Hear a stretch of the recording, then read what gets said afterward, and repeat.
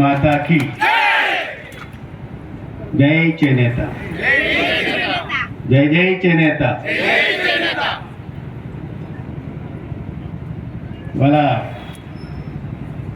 మాట్లాడుతూ సత్యకుమార్ ఎక్కడ తిరుగుతుంటాడో తెలియదు,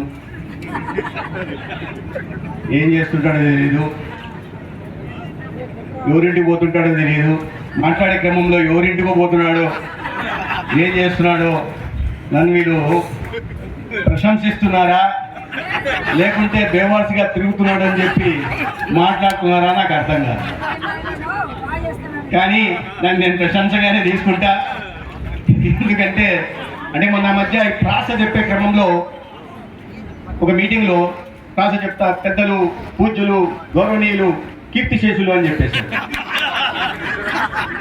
ఊర్లో పిలవడానికి పోయి ఓపిరెడ్డి గారిని పిలవాలనుకో, పెద్దలు పూజ్యులు గౌరవనీయులు కీర్తిశేషులు ఓపిరెడ్డి గారి వేరే మీదకి రావాల్సిందిగా. అంటే ప్రాస చెప్పే క్రమంలో ఇటువంటివి జరుగుతుంటాయి. అయితే కొద్దిగా వాస్తవం కూడా ఉండొచ్చు. ఇవాళ ధర్మవరంలో ఉన్నా, నిన్న విజయవాడలో ఉన్నా, మొన్న ఢిల్లీలో ఉన్నా, ఆ ముందు రోజు విజయవాడలో ఉన్నా, ఆ ముందు రోజు రంపచోడవరంలో ఉన్నా, ఆ ముందు రోజు విశాఖపట్నంలో ఉన్నా, ఆ ముందు రోజు భోగాపురంలో ఉన్నా, అన్నీ ఇవి ఊర్లు తిరుగుతున్నా కానీ భోగాలు అనుభవించట్లేదని ధర్మవరం నా కుటుంబ సభ్యులు అర్థం చేసుకోవాల్సిందిగా నేను కోరుతున్నా. హ్యాండ్లూమ్ డెవలప్మెంట్ ఆఫీసర్ సుబ్బానాయుడు గారు, మిత్రులు జన సైనికులు చిలక మధుసూదన్ రెడ్డి గారు, జై బాలయ్య ప్రతినిధిగా ఇవాళ మన ధర్మవరం నియోజకవర్గానికి ఈ కార్యక్రమం సందర్భంగా వచ్చిన సోదరుడు వీరయ్య గారికి,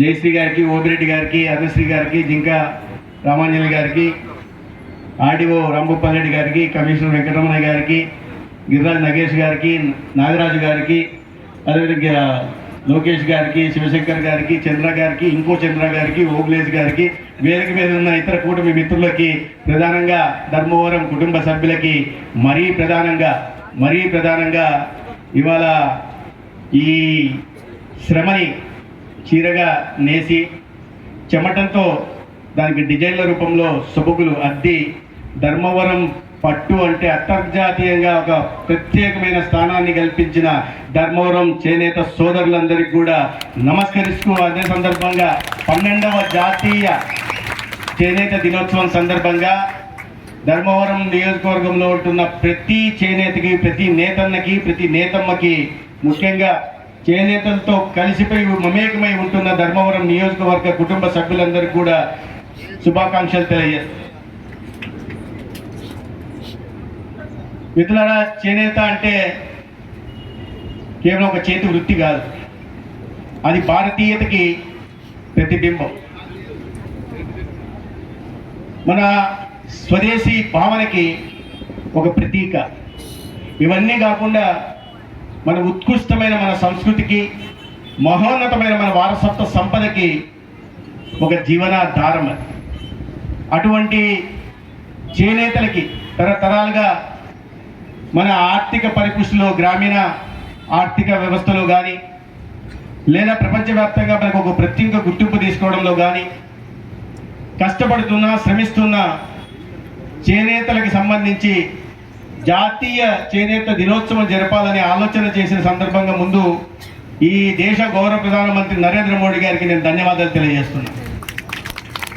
12 సంవత్సరాల క్రితం చేనేత జాతీయ దినోత్సవంగా ఆగస్టు 7ను గుర్తించి ప్రతి సంవత్సరం నిర్వహిస్తున్న ఈ వేడుకలు కేవలం చేనేతలకు మాత్రమే ఇస్తున్న గౌరవం కాదు, మన సంస్కృతిలో భాగమైన ఒక కళా నైపుణ్యానికి కూడా ఇస్తున్న ఒక గుర్తింపుగా కూడా మనం భావించాల్సి. ముఖ్యంగా ధర్మవరం పట్టు అంటే మన రాష్ట్రంలో అనేక రకాల చేనేతలు ఇవి ఉన్నాయి.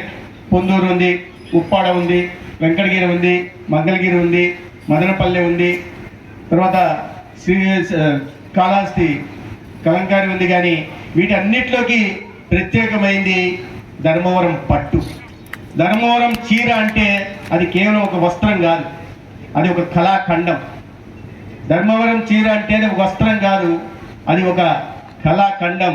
అద్భుతమైన నైపుణ్యానికి చిహ్నం, అద్భుతమైన నైపుణ్యానికి చిహ్నం. మన ప్రాంతపు సంస్కృతికి కూడా అదొక చిహ్నంగా నేను భావిస్తున్నాను. ధర్మవరం నేను మొదట్లో వచ్చినప్పుడు నాకు చేనేతల మీద వాస్తవం ఒప్పుకోవాలి, పెద్దగా అవగాహన లేదు.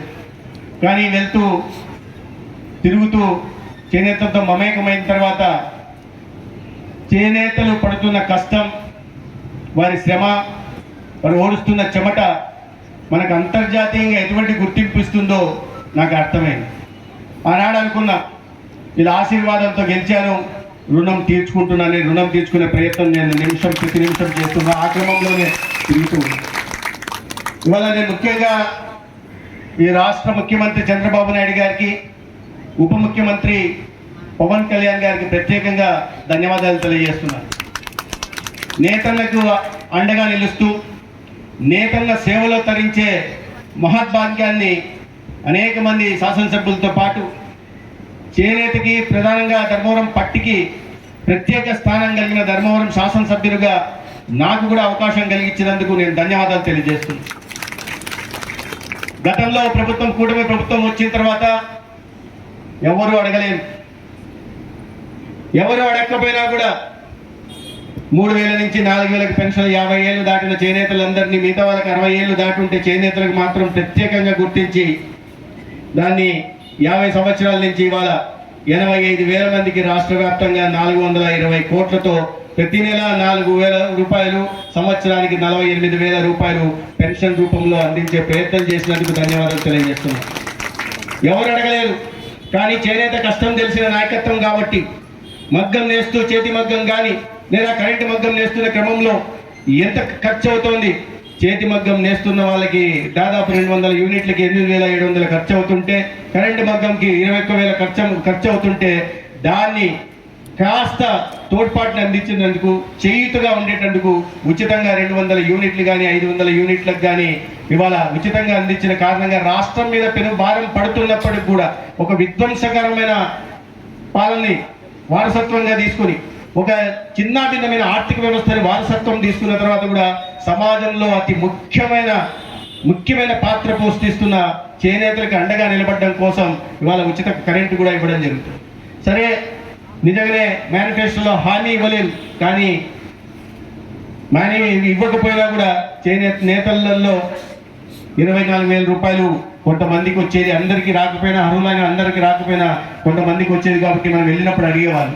అనేక సందర్భాల్లో ముఖ్యమంత్రి గారి దృష్టిలో తీసుకెళ్ళాం, క్యాబినెట్లో మాట్లాడడం మొదలుపెట్టి నేను కానీ లేదా సవితమ్మ గారు కానీ ఇతర ఎక్కడెక్కడైతే చేనేతలు ఎక్కువ ఉంటున్నారో ఆ శాసనసభ్యులందరూ ముఖ్యమంత్రి గారి దగ్గరికి వెళ్ళి చెప్పడం జరిగింది.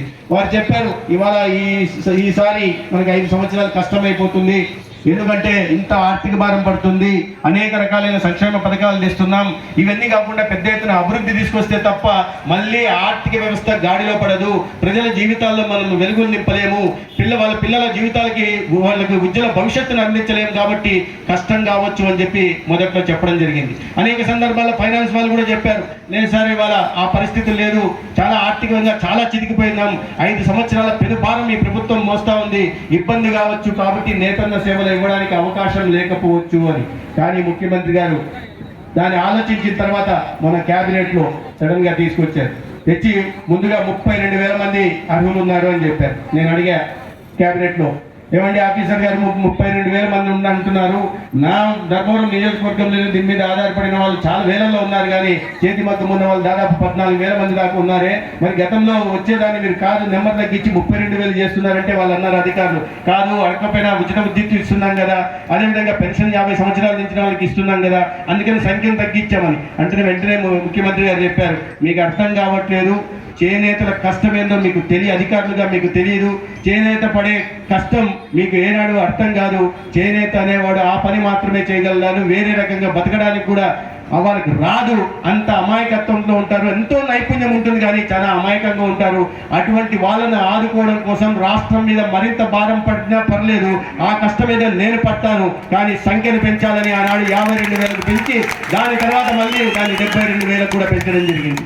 ఒక్కరు కూడా అర్హత కలిగిన వాళ్ళు, రాష్ట్ర వ్యాప్తంగా ఎక్కడైనా అర్హత కలిగిన వారికి ఒక్కరు కూడా పెన్షన్ రాకుండా లేని పరిస్థితిని రాష్ట్రంలో కల్పిస్తాం. ప్రధానంగా ధర్మవరంలో కూడా పెన్షన్ అర్హత కలిగే వాళ్ళ పెన్షన్ రాలేదు, పెన్షన్ కానీ లేకపోతే ఇప్పుడు నేతన్న సేవలో రాకపోయినా వాళ్ళందరికీ కూడా ఆదుకునే ప్రయత్నం చేస్తాం. ఇది మొదటి విడతగా జరుగుతున్నదే, తర్వాత దాన్ని ఇంకా ముందుకు తీసుకెళ్లాల్సిన అవసరం ఉంది. పెన్షన్ల రూపంలో 425 కోట్లు భారం పడుతుంటే ఇవాళ మళ్ళా నేతన్న సేవలో ఇవాళ 179 కోట్లు, అంతేనా సుబ్బారెడ్డి గారు? 179 కోట్లు. పరిస్థితి బాగలేదు. రోజువారీ ఇవాళ జీతాలు ఇవ్వడానికి ఇబ్బందికరమైన పరిస్థితులు ఉంటున్నాయి. ఈ పరిస్థితుల్లో పెట్టుబడులు రావాలా, ఆదాయాన్ని పెంచాలా, బయట దేశాల నుంచి పెట్టుబడులు వస్తున్నాయి, బయట రాష్ట్రాల నుంచి పెట్టుబడులు వస్తున్నాయి, కానీ దానికి కాస్త సమయం పడుతుంది. అయినప్పటికీ కూడా దానికోసం వేచి ఉండకుండా ఇవాళ నేతన్నలకు అండగా నిలబడడం కోసం పెన్షన్ ఇచ్చినా, లేదా ఉచిత విద్యుత్ ఇచ్చినా, లేదా ఇవాళ నేతన్న సేవలో తరించడం కోసం 25,000 రూపాయలు ఇచ్చి 72,000 కుటుంబాలను కాపాడుకున్న సందర్భంగా ఇవాళ నేను కూటమి ప్రభుత్వానికి, కూటమి అధినేతలైన చంద్రబాబు నాయుడు గారికి, పవన్ కళ్యాణ్ గారికి నమస్కారం తెలియజేస్తున్నాను. మిత్రులారా, ఇవాళ కేంద్ర ప్రభుత్వం నుంచి క్లస్టర్ ఒకటి మనకు మాత్రమే కాదు, ఒకటి మంగళగిరికి 22 కోట్లతో ఒక క్లస్టర్ వస్తుంది. లోకేష్ గారి నియోజకవర్గంలో, పవర్ స్టార్ పవన్ కళ్యాణ్ గారి నియోజకవర్గంలో 15 కోట్లతో ఒక క్లస్టర్ వస్తుంది. అదేవిధంగా మన ధర్మవరంలో 40 కోట్లతో దేశంలో ఒకే ఒక క్లస్టర్ ప్రాంతానికి మనం తీసుకురావాలి. దాని కారణంగా 11,000 మందికి వాళ్ళ ఉపాధి కలిగే అవకాశం ఉంది. ఎవరో అడుగుతున్నారు ఏమని, దీనివల్ల ఎవరికి లాభం లేదు. ఎవరికి లాభం లేనప్పుడు ప్రతి ఎన్నికల్లో మేము తెస్తామని ఎందుకు చెప్పారు? మీరు చేతగాక ఆడలేక మధ్యలో కూడా అన్నట్టుగా అప్పుడు ఏమి చేయలేక ఇప్పుడు వచ్చిన తర్వాత దీంతో ఏమి ఉపయోగం లేదు, దీంతో ఉపయోగం లేదు. పెన్షన్ ఇస్తే పెన్షన్తో ఉపయోగం ఏం లేదు, పెన్షన్తో ఉపయోగం లేదు. ఫ్రీ కరెంట్ ఇస్తే ఫ్రీ కరెంట్తో ఉపయోగం లేదు, ఏమేమి లేదు. తల్లికి వందనం ఇస్తే దాంతో ఉపయోగం లేదు, దీంతో ఉపయోగం లేదు. మీరేమో గతంలో మేము అది ఇచ్చామని ప్రగల్భాలు పలికి ఇవాళ మీకన్నా పెద్దగా సమర్థవంతంగా నిజమైన అర్హత కలిగిన వాళ్ళకి, రాజకీయ పార్టీల కార్యకర్తలకు కాకుండా నిజంగా అర్హత కలిగిన వాళ్ళకి ఎటువంటి కమిషన్లు లేకుండా ఇవాళ ఇస్తుంటే లాభం లేదు. 40 కోట్లతో ఇవాళ వస్తున్న దాంట్లో పరిపాలన భవనం ఉంటుంది, అదేవిధంగా డిజైన్ స్టూడియో నిర్మాణం జరుగుతుంది, వాణిజ్య సముదాయం ఉంటుంది, మన ఉత్పత్తిని అమ్ముకోవడానికి వాల్యూ అడిషన్ భవనం ఉంటుంది, వర్క్ షాప్స్ ఉంటాయి, డైనింగ్ హౌస్ సముదాయం ఉంటుంది. చివరికి ఇబ్బందులు పడకుండా, అనారోగ్యం బారిన పడకుండా ఇన్ఫ్లుయెన్స్ ఉంటాయి. కాబట్టి ఈటీపీ కూడా మన ప్రాంతంలో వస్తుంది. రాబోయే రోజుల్లో ధర్మవరానికి కచ్చి పట్టుకి ఏ రకమైన ప్రాముఖ్యత ఉందో అంతర్జాతీయంగా ఆ ప్రాముఖ్యత లభిస్తుందని చెప్పి ఒక నైపుణ్యం వస్తుంది. మన నాగరాజు గారు లాంటి డిజైనర్లు కొత్త డిజైన్లు తీసుకొస్తాయి. ఇవాళ ప్రపంచం ఇవాళ పర్యావరణ రహిత వస్తువుల వైపు చూస్తూ ఉంది. ఎవరు చూసినా ఇవాళ కార్బన్ పాయింట్స్ చేసుకోవాలి, పర్యావరణాన్ని పరిరక్షించాలని ప్రపంచ దేశాలు చూస్తున్నాయి.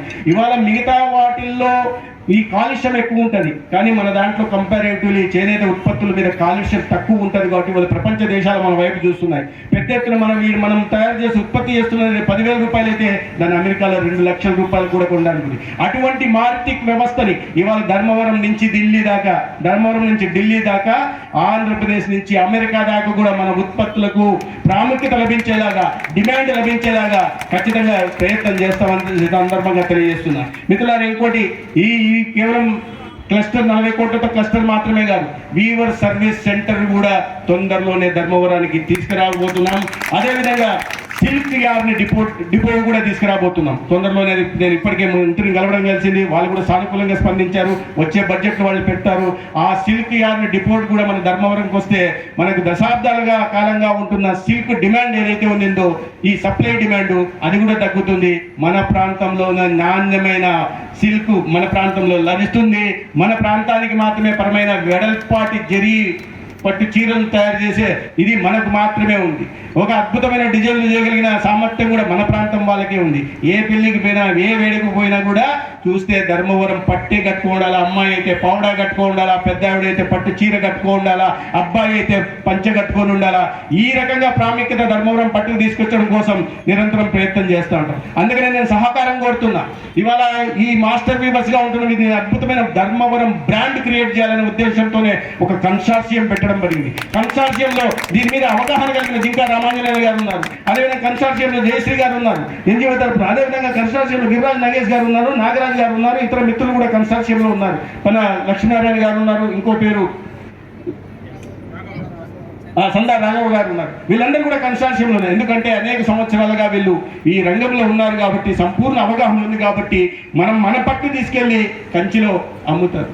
మనం ఇక్కడ 10,000 తయారు చేసి మన దగ్గర 10,000 తీసుకెళ్ళి కంచి నుంచి దాన్ని బ్రాండింగ్ చేసుకుని అదే బెంగళూరులోనో చెన్నైలోనో బెంగళూరు చెన్నైకి పోయి 50,000కి అమ్ముతారు, ఢిల్లీకి వెళ్ళేసరికి 60,000కి అమ్ముతారు, అమెరికాకి వెళ్ళేసరికి ₹1,00,000 అమ్ముతారు. ఆ పరిస్థితి పోవాలా. ధర్మవరం సిల్క్ అనేది బ్రాండింగ్ కావాలా. ప్రతి పట్టణంలో, పెద్ద పెద్ద పట్టణంలో ధర్మవరం సిల్క్తో షాపులు ఉండాలి. వాటికి ధర్మవరానికి ఒక ప్రత్యేకమైనది తీసుకురావడం కోసం నేను శ్రమిస్తున్నాను. నాకు ఈ విషయం మీద అవగాహన లేదు, కానీ తెలుసుకునే ప్రయత్నం చేస్తున్నా. ఈ రంగంలో అనేక సంవత్సరాలుగా ఉంటున్న వారి సహకారం కోరుతున్నా. ఈ ధర్మవరం నియోజకవర్గంలో ఉంటున్న మాస్టర్ వీవర్స్ సహకారం కూడా కోరుతున్నా. ధర్మవరం పట్టుని తీసుకెళ్లి ప్రపంచవ్యాప్తంగా ఒక బ్రాండ్ క్రియేట్ చేయడానికి మీ సహకారం అందించాల్సిందిగా, తద్వారా వేలాది మంది దీని మీద ఆధారపడిన వాళ్ళని జీవనాధారం ఏదైతే ఉందో వారి జీవితాల్లో ఆ లాభాలని వీరికి కూడా మళ్లించాల్సిందిగా కోరుతున్నా. మన పట్టు ధర్మవరం బ్రాండ్ ఉంటే ₹10,000 అమ్మాల్సిన అవసరం లేదు. మనమే వెళ్ళి చెన్నైలో ₹50,000 అమ్ముతాం. మన పట్టు బ్రాండింగ్ ఉంటే హైదరాబాద్కి వెళ్ళి ₹40,000కో ₹50,000కో అమ్మే విధంగా బ్రాండ్ క్రియేట్ చేయాల్సిన అవసరం ఉంది. వాళ్ళ టెక్నాలజీని మారిన క్రమంలో టెక్నాలజీని అనుసంధానం చేసుకుంటూ మార్కెట్ని ఈ కామర్స్ ద్వారా బయట దేశ దీంట్లో చాలా మంది ఇవాళ మీరు పెద్ద పెద్ద వాళ్ళు వస్తున్నారు. దీంట్లో ఎవరు మీరు పెద్ద పెద్ద పేర్లు అంబానీలు వచ్చి వాళ్ళ పట్టు చీరలు కట్టుకొని మార్కెటింగ్ చేస్తున్నారు. అదానీలు వచ్చి వాళ్ళు సొంతంగా బ్రాండింగ్ పెట్టేసి స్వదేశాన్ని బ్రాండింగ్ పెట్టున్నారు. అంటే ఈ దేశంలో అత్యంత సంపన్నవంతులు ఉంటున్న 2 కుటుంబాలు ఇవాళ పట్టు చీరల్ని ప్రమోట్ చేసే పని మీద పడ్డారు. వాళ్ళ బ్రాండింగ్ క్రియేట్ చేసుకుని వాళ్ళు బయట అమ్ముతున్నారు. అమెరికా అధ్యక్షుడు ట్రంప్ ప్రమాణ స్వీకారం చేస్తుంటే నీతా అంబానీ గారు, ముఖేష్ అంబానీ గారి భార్య మన దేశంలో, మన రాష్ట్రంలో, మన దగ్గర తయారైన డిజైన్తోనే, ఆ డిజైనర్ పేరు కూడా నేను చెప్పదలుచుకోవాలి, కానీ మన దగ్గర తయారైన డిజైన్ పట్టుచీర కట్టుకుని ఆ రోజు అక్కడ చూస్తే ఆమె స్పెషల్ అట్రాక్షన్గా ఉంది. మన ప్రాంతంలో వాళ్ళ ధర్మవరం పట్టుచీర పెట్టి ప్రపంచ వేదికల మీద వెలగాల్సిన అవసరం లేదా? ఉందా లేదా? ఆ పరిస్థితులు కల్పించాలా. దానికోసం నేను సహకారం కోరుతున్నా. ఈ రంగంలో ఉంటున్న ప్రతి కార్మికుడు సహకారం కోరుతున్నా. మీ కష్టాల్లో ఉంటా, మీ సంతోషంలో ఉంటా, ఎప్పుడు మీ వెన్నంటి ఉంటా. ఒక ధర్మవరం నియోజకవర్గానికి సంబంధించి, చేనేతలకు సంబంధించి మాత్రమే కాదు, ఈ నియోజకవర్గంలో ఏదైనా, ఎందుకంటే నేను ఎవరో వచ్చినప్పుడు మీరందరూ నన్ను ఆశీర్వదించారు. నేను ఆనాడు చెప్పాను, నన్ను ఆశీర్వదించండి, మీ రుణం తీర్చుకుంటానని. మీ రుణం తీర్చుకోవడానికి ప్రతి అవకాశాన్ని వాడుకుంటాను. రుణం తీర్చుకొని మీ ఆశీర్వాదాన్ని, అరే సత్యకుమార్ వచ్చాడ్రా, కొత్తోడైనా కూడా మనం ఆ రోజు ఆశీర్వదించాం, మాట నిలబెట్టుకున్నాడని మీరు అందరూ అనుకునేలాగా నేను ఖచ్చితంగా వ్యవహరిస్తానని సందర్భంగా తెలియజేస్తున్నా. మిత్రులారా, ఇవాళ ఈ రాష్ట్ర వ్యాప్తంగా చేస్తున్న కార్యక్రమాన్ని ముఖ్యమంత్రి గారు ఇవాళ, వాస్తవానికి ముఖ్యమంత్రి గారు ఇవాళ ఇక్కడ వచ్చి చేయాల్సింది. మొదట్లో నేను కోరా, సార్ ఈ కార్యక్రమం అంటున్నారు కదా మా నియోజకవర్గాన్ని ఇవ్వాలని. సరే చెప్తాను అన్నారు. తర్వాత 2 రోజుల తర్వాత ధర్మవరం వాళ్ళ సెక్రటరీ ఫోన్ చేసి, సార్ ఒప్పుకున్నారు ధర్మవరంలో చేద్దామని. నేను ధర్మవరంలో చేద్దాము, కానీ ఒక చిన్న ఇది ఉంది నాకు, తర్వాత మళ్ళీ దీన్ని 10-15 రోజుల్లో మళ్ళీ ముఖ్యమంత్రి గారు ధర్మవరం రావాల్సి ఉంటుంది, వస్తారా అన్న. దేనికి అన్నాడు, చేనేత క్లస్టర్కి భూమి పూజ చేయాల్సి ఉంది, కేంద్రం నుంచి గిరిరాజ్ సింగ్ గారు కూడా వస్తున్నారు, ముఖ్యమంత్రి గారి సమక్షంలో చేరాలని నేను కోరుకుంటున్నాను, నా ధర్మవరం నియోజక ప్రజలు కోరుకుంటున్నారు. మళ్ళీ రావాలంటే 2 సార్లు కష్టమవుతుంది, మరి మేము పొందూరు వెళ్తాము లేదా చీరాల వెళ్తాము అన్నాడు. మరొకసారి ఆలోచించండి అన్న. నేను అన్నా, ఇది రాష్ట్ర వ్యాప్తంగా కార్యక్రమం నేతన్న సేవలో. అదే మెగా హ్యాండ్లూమ్ క్లస్టర్ మన ధర్మవరానికి మాత్రమే సంబంధించిన కార్యక్రమం కాబట్టి నాకు రాష్ట్ర వ్యాప్తమైన కార్యక్రమం సార్ మీరు ఎక్కడి నుంచైనా చేసుకోండి పర్వాలేదు, కానీ మా క్లస్టర్ మాత్రం ధర్మవరంకి వచ్చి మా అందరి మధ్య, మా చేనేత సోదరుల మధ్య జరుపుకోవాల్సింది కోరితే ఆయన వెంటనే ఒప్పుకున్నాను. సరే మరి ఆ కేంద్ర మంత్రి ఎప్పుడు డేట్ ఇస్తారో చెప్పండి, నేను డేట్ ఇస్తానంటే కేంద్ర మంత్రి గారి పార్లమెంట్ సమావేశాలు జరుగుతున్నాయి కాబట్టి అయిపోయిన తర్వాత వస్తా అన్నారు. ఈ నెలలో మనం ఇక్కడ మెగా హ్యాండ్లూమ్ క్లస్టర్ కూడా భూమి పూజ ముఖ్యమంత్రి గారి సమక్షంలో చేసుకుంటున్నాం. సరే ముఖ్యమంత్రి గారి సమక్షంలో భూమి పూజ చేసుకుంటున్నాం, మరి మన ఉప ముఖ్యమంత్రి గారిని వదిలేస్తామా? మరి ఒకే కార్యక్రమం ఇంత పెద్ద నేతలు ఎందుకు? అందుకని మా మధుసూదన్ రెడ్డి గారు నాకు సలహా ఇచ్చారు, మరి పవన్ కళ్యాణ్ గారు వస్తున్నారు కదా, మరి వారిని పిలవాలి కదా, వారిని కూడా పిలుస్తున్నాను సార్. పిలిచాను సార్ అన్న.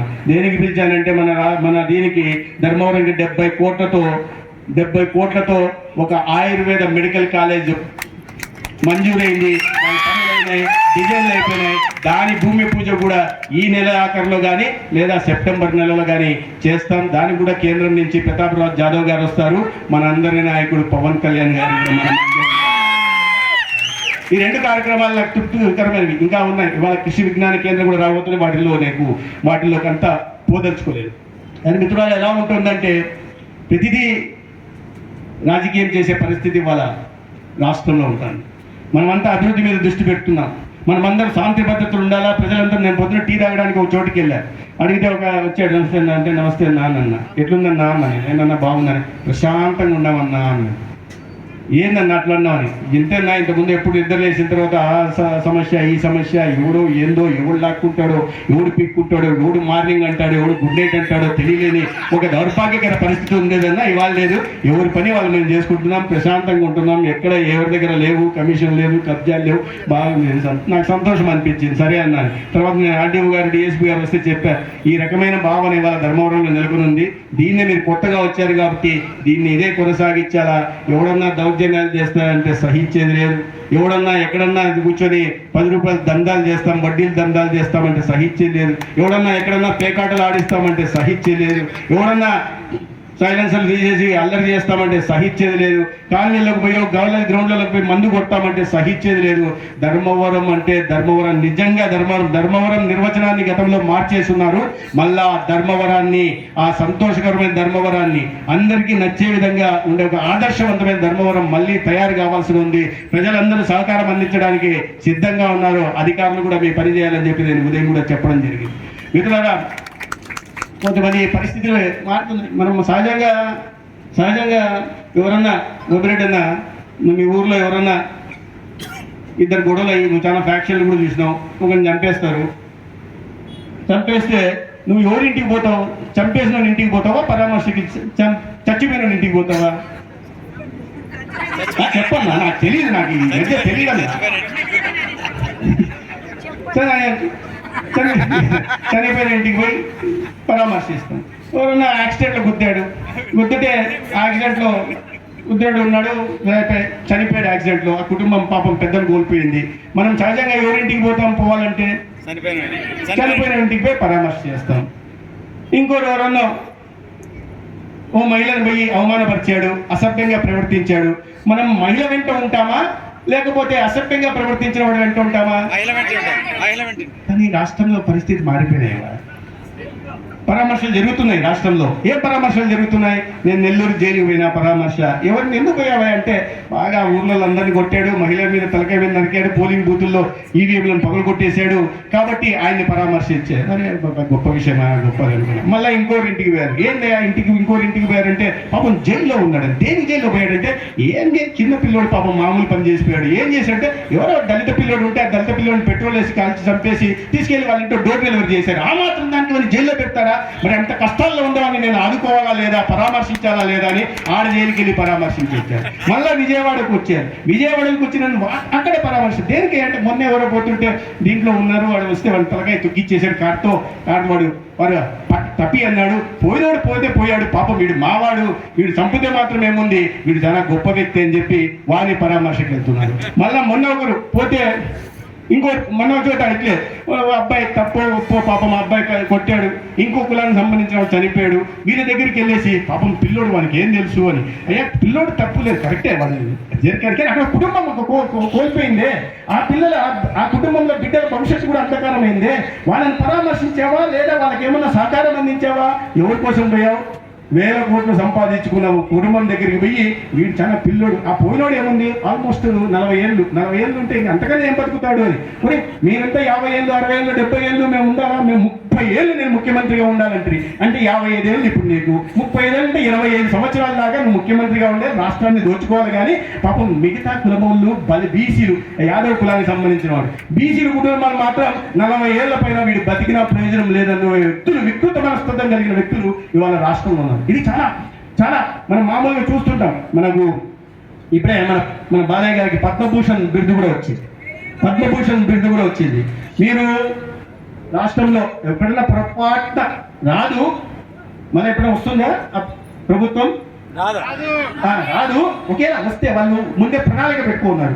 ఈసారి మేము ప్రభుత్వంలోకి వస్తే ఏంటి పద్మభూషణ్ గిద్దుభూషణ్ అవార్డులు వాళ్ళు పెట్టేది మేమే పెడతాం ఏంటి అంటే వీడు కిడ్నాప్ భూషణ్, వీడు వీడు వీడు యాక్సిడెంట్ శ్రీ పద్మశ్రీ లాగా, వీడేమో ఏకంగా రత్న అత్యాచార రత్న. అరే ఇట్లాంటి అవార్డులు పెట్టాలని స్కెచ్ చేసుకుంటారంట.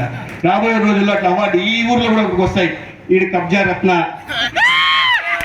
అవార్డులు వస్తాయి. ఈడ కూడా అవార్డులు తెచ్చుకోవడానికి చాలా మంది ఉన్నారు. పోయి ఇప్పుడు పాపం డిఎస్సీలో అవకతవకలు జరిగాయని పోయి కూర్చుంటున్నారు. నేను చూసా ఫోటో చూసి ఎవరు రాయి దీనికి అంటే జెన్జీ అన్నారు.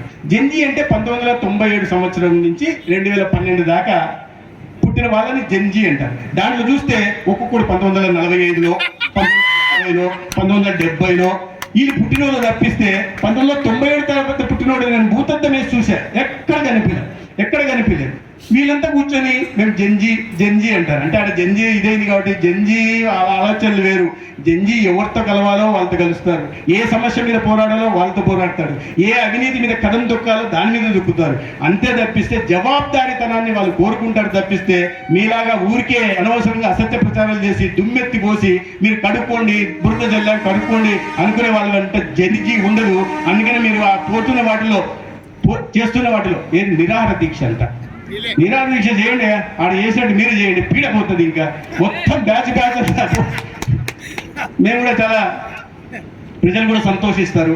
ఇటువంటి కార్యక్రమాలు ఇవాళ రాష్ట్రంలో జరుగుతున్నాయి కాబట్టి కొద్దిగా ఈ జాగ్రత్త కూడా అభివృద్ధి గురించి ఆలోచించే ప్రభుత్వం ఒకవైపు ఉంది, సంక్షేమం గురించి ఆలోచించే ప్రభుత్వం ఉంది, విధ్వంసం గురించి ఆలోచించే మనస్తత్వం కలిగిన వాళ్ళు ఒకవైపు ఉన్నారు. కాబట్టి ఆలోచించాల్సిన మీరు ఇవాళ పెద్ద ఎత్తున ఇంత పరిస్థితుల్లో నిజంగా ఎంత కష్టపడుతుంటే కేంద్రం నుంచి ఎంత పెద్ద సహకారం అందుతుంటే తప్ప ఈరోజు రాష్ట్రంలో ఈ పరిస్థితి రాదు. మనకేంటంటే మనకు ఈరోజు ఇది మాత్రమే కనిపిస్తుంటుంది, ఒక 10 లక్షల కోట్ల అప్పులు తీర్చుకుంటూ మళ్ళీ కొత్తగా అభివృద్ధి మీద దృష్టి పెట్టాల్సింది. ఇవాళ మన రాయలసీమ ప్రాంతం ప్రధానంగా ఇవాళ చూస్తే మన ప్రాంతం రూపురేఖలు ఇవాళ చెప్తున్న కియా ఒకటి వచ్చింది కదా, అటువంటి పరిశ్రమలు ఇవాళ 10ల సంఖ్యలో రాబోతున్నాయి. డిఫెన్స్ మ్యానుఫ్యాక్చరింగ్ ఎక్విప్మెంట్ మ్యానుఫ్యాక్చరింగ్ ఇది వస్తున్నాయి. యుద్ధ విమానాలు తయారయ్యే పరిస్థితి మన దగ్గర వస్తుంది, డ్రోన్లు మన దగ్గర తయారవుతున్నాయి. ఇవాళ గ్రీన్ ఎనర్జీలోనే 5 లక్షల కోట్ల పెట్టుబడులు, మన గ్రీన్ ఎనర్జీలో కేవలం హరిత ఇంధనంలోనే 5 లక్షల కోట్ల పెట్టుబడులు వచ్చాయి. రాబోయే రోజుల్లో పరిస్థితి ఈ ప్రాంత రూపురేఖలు మారిపోతున్నాయి.